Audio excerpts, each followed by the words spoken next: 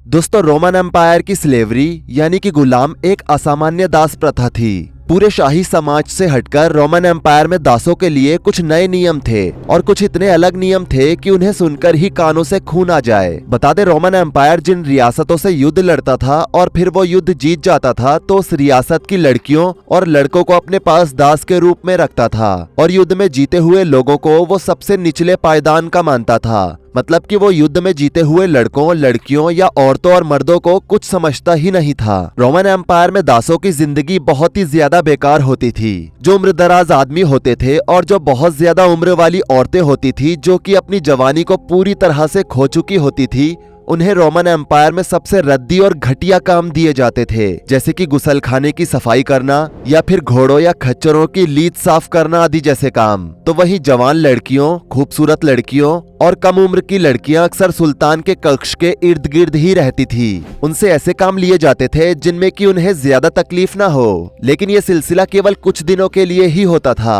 असल में इन दासों का इस्तेमाल रोमन साम्राज्य अपनी मौज मस्ती के लिए ज्यादा करता था। रोमन एम्पायर अपने आसपास के छोटे राज्यों को जीतकर अक्सर वहां की सारी लड़कियों को बंदी बना लेता था और उन लड़कियों की छटनी करने के बाद उनमें से सुंदर लड़कियों को सुल्तान की सेवा का मौका मिलता था और फिर उसके बाद सुल्तान उन लड़कियों का भोग लगाता था। एक बार जो लड़की सुल्तान के साथ रात बिता लेती थी तो उसके बाद वो लड़की दोबारा से सुल्तान के कक्ष में नहीं जा सकती थी। इसके अलावा दोस्तों, रोमन साम्राज्य में बहुत से ऐसे लोग थे जो लड़कों का भी शौक रखते थे, इसलिए लड़कों और लड़कियों दोनों तरह के स्लेव्स की जिंदगी एक समान थी। सुबह से शाम तक ये स्लेव्स वो काम करते थे जो कि इन्हें दिया जाता था, लेकिन शाम के बाद ही इन्हें अक्सर सुल्तान के कक्ष के आसपास तैनात कर दिया जाता था। इनमें से कुछ लड़कियां जो कि गुलाम के रूप में होती थी, उनको वजीरों के कमरे के आसपास भी तैनात कर दिया जाता था। वैसे तो यहाँ पर हर स्लेव की एक अपनी अलग कहानी थी, क्योंकि सबके काम उसके चेहरे के हिसाब से बटे होते थे। जो देखने में जितना ज्यादा आकर्षक था उसे उतना ही सुल्तान और बड़े अधिकारियों के करीब रहने का मौका मिलता था। आपको बता दें कि शुरुआती दौर में जब किसी गुलाम को बाहर देश या फिर बाहर राज्य से बंदी बनाकर लाया जाता था तो सुल्तान शक्ल देखकर उसे काम के लिए रखता था। इनमें से जो लड़कियां होती थी और खासकर जो लड़कियां सुंदर होती थी, उन्हें जल्द ही बिस्तर पर लाने का इंतजाम किया जाता था। उसके बाद सुल्तान तब तक उसे बिस्तर पर रखता था जब तक उसका मन नहीं भर जाता था और एक बार कक्ष से बाहर निकलने के बाद वो गुलाम लड़की दोबारा कमरे में नहीं दिखती थी। हालांकि यहाँ पर उस समय लड़कियां इतने नखरे नहीं करती थी जितना कि रोमन एम्पायर ने अपनी टीवी सीरीज में दिखाया है। और दोस्तों, आपको ये जानकर हैरानी होगी कि कभी कभी छोटे राज्यों के लोग खुद चाहते थे कि उन्हें किसी बड़े सुल्तान की पनाह मिल जाए, क्योंकि छोटे राज्यों के लोग अक्सर भूख से तड़पा करते थे। उन्हें ना तो खाने को मिल पाता था और ना ही उनके जीवन यापन का गुजर बसर अच्छे ढंग से हो पाता था, और बड़ी रियासत के अधीन होने से उन्हें कम से कम 2 वक्त का खाना तो ढंग से मिलता था। बदले में उन्हें कुछ चीजों से कॉम्प्रोमाइज करना पड़ता था, जैसे कि सुल्तान और सुल्तान के नौकरों की यातनाओं को सहना पड़ता था। सुल्तान और उसकी सल्तनत के ताकतवर लोग जो बोले उन्हें वो करना ही पड़ता था।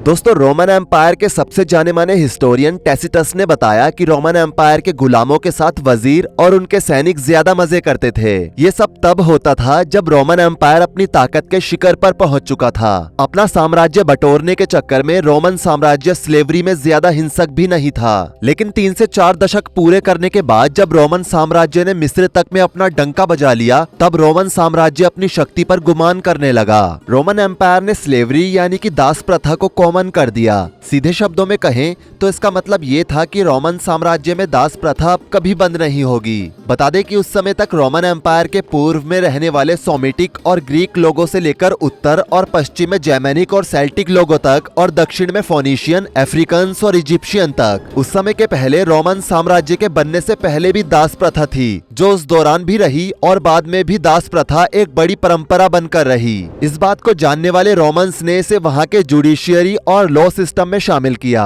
ताकि उनके द्वारा उनकी इन प्रथाओं को और बढ़ाया जाए, और इनफैक्ट बढ़ाया भी गया। जर्मनी और मिस्र से रोमन को काफी सारे गुलाम मिले। रोमन्स अक्सर जर्मनी की लड़कियों को ही अपने बिस्तर पर लाने की सोचते थे। उनकी नजरों में जर्मनी और इजिप्ट इन दोनों जगह की लड़कियां सबसे अच्छी होती थी। खूबसूरत और भरे शरीर वाली लड़कियों के साथ ऐसा होता था कि उन्हें पहले सुल्तान के बिस्तर को गर्म करना पड़ता था, उसके बाद उन्हें वजीरों और कभी कभी सैनिकों के बिस्तर को भी गर्म करना पड़ता था। रोमन एम्पायर में गुलामों के लिए एक नया नियम ये पास किया गया कि अगर कोई व्यक्ति गुलाम है और उसके वंश में या परिवार में कोई बच्चा पैदा होता है तो वो भी एक गुलाम ही होगा। जबकि एक नियम ऐसा था जिसमें सभी सहमत थे और गुलामों के हिसाब से वो नियम एक अच्छा नियम था। वो नियम ये था कि हर गुलाम को 3 टाइम का खाना मिलेगा ही मिलेगा। हालांकि ये नियम रोमन सुल्तानों के द्वारा बनाया गया था, लेकिन सैनिकों और कुछ आला अधिकारियों के प्रकोप से यहाँ पर गुलामों को काफी ज्यादा दुख झेलना पड़ता था। हालांकि अभी तक शिकायतें होती थी और उन पर सुनवाई भी होती थी। सुल्तान को जब कभी सैनिक की गलती की शिकायतें मिलती थी तो उस पर जांच होती थी और जांच के बाद अगर सैनिक दोषी पाया जाता था तो सैनिक को मृत्यु दंड दिया जाता था। अभी तक जितने भी सुल्तान हुए थे सभी दासों की लड़कियों या फिर स्लेव के साथ बड़े आराम से अय्याशियां करते थे। लेकिन रोम में पल रहे दासों को नहीं पता था कि एक भयंकर तूफान आगे उन सभी का इंतजार कर रहा है जो कि उनके जीवन को अस्त व्यस्त कर देगा। असल में रोमन साम्राज्य दासों को बढ़ाना चाहता था। रोमन साम्राज्य इस समय अय्याशियों में लिप्त हो चुका था। रोमन सलाहकारों का कहना था कि स्लेव ज्यादा होंगे तो काम आसानी से होंगे, सुल्तानों के मजे होंगे। और इस समय के थोड़े समय बाद ही शासन आया जूलियस सीजर का, जिसने सत्ता में आते ही मार काट मचानी शुरू कर दी। जूलियस सीजर ने शासन में आते ही सभी स्लेव्स को सैनिक बनने की हिदायत दी और उनकी ट्रेनिंग शुरू कर दी। अपने पहले और दूसरे युद्ध में सैनिकों की काफी हानि हुई, लेकिन उसने 2 राज्य जीत लिए। रोमन साम्राज्य ने काफी हद तक विदेशी दुश्मनों के खिलाफ बड़े पैमाने पर लड़ाई में एक बार नहीं बल्कि बार बार सफलता प्राप्त की। परिणाम ये आया कि दासों और स्लेव्स की लाइन लग गई। जूलियस सीजर ने रोम के हर एक सैनिक को एक परमानेंट महिला गुलाम दी जो कि लड़की के रूप में थी और इन लड़कियों को अलग अलग राज्यों से लाया जाता था। जूलियस सीजर ने ऐसा दिमाग इसलिए लगाया क्योंकि सीजर की सेना लड़ते लड़ते पागल हो चुकी थी। लगातार 6 महीनों की लड़ाई में सिर्फ खाना लड़ना और मारकाट और खून खराबा देखते देखते जूलियस सीजर की सेना में हार्मोनल इम्बैलेंस हो रहा था। सैनिकों का फ्रस्ट्रेशन लेवल इतना बढ़ चुका था कि वो आपस में लड़ने लगे थे। इसलिए सीजर ने सबको संभोग करने के लिए लड़कियां दी, जिसका बहुत पॉजिटिव रिजल्ट सामने आया। अभी तक के इतिहास में सैनिकों के लिए इतना भला करने वाला वो पहला सुल्तान बना, क्योंकि पहले तो सैनिक सुल्तान की पीठ पीछे मजे करते थे, लेकिन जूलियस सीजर के इस ऐलान के बाद वो और ज्यादा खुलकर अय्याशियां करने लगे। लेकिन स्लेव्स के साथ एक बहुत बड़ी नाइंसाफी थी, क्योंकि सैनिकों ने इन सभी लड़कियों के साथ बहुत ज्यादती की थी। न जाने कितनी ही लड़कियां तो उस दौरान मर गई क्योंकि उनके साथ अप्राकृतिक सेक्स किया गया था। खुले आसमान के नीचे न जाने कितनी ही लाशें लड़कियों की पड़ी रहती थी, जिन्हें बाद में चील कौवे के खाने के लिए छोड़ दिया जाता था। पूरे इतिहास में स्लेव्स यानी कि गुलामों के साथ ऐसा रूह को झकझोर कर रख देने वाला काम कभी नहीं हुआ था। लेकिन इसके बावजूद भी रोमन साम्राज्य पूरे भूमध्य सागर से गुलामों को अपनी ओर आकर्षित करता था, क्योंकि उस समय गुलामों को 3 टाइम खाना खिलाना कोई आसान बात नहीं थी। इसलिए रोम की सेनाएं जहां भी जाती थी उसके लिए स्लेव्स पहले से ही तैयार रहते थे। धीरे धीरे रोम में हाल ये हो गया था कि अब वहां स्लेव्स की संख्या इतनी अधिक हो गई थी कि वहां पर अगर किसी स्लेव से छोटी सी भी गलती होती थी तो उसे फौरन मार दिया जाता था।